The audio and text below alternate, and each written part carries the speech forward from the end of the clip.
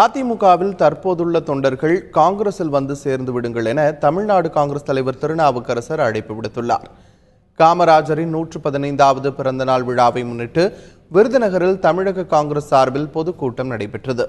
இதில் தமிழக காங்கிரஸ் தலைவர் திருநாவுக்கரசர், புதுச்சேரி முதலமைச்சர் நாராயணசாமி உட்பட பலர் கலந்து கொண்டு உரையாற்றினர். இதில் பேசிய திருநாவுக்கரசர், அதிமுகவில் உள்ள தொண்டர்கள் காங்கிரசுக்கு வர வேண்டும் என்று அழைப்பு விடுத்தார். இந்த கட்சியும் ஆட்சியும் பலவீனப்பட்டு கிடக்கிறது. பதவியிலே இருப்பவர்களை நான் அழைக்கவில்லை. எந்த வருமானமும் இல்லாமல் இருக்கிற எம்ஜிஆரே மறந்தாச்சுங்க. அதிமுக எம்ஜிஆர் எங்க இருக்காரு?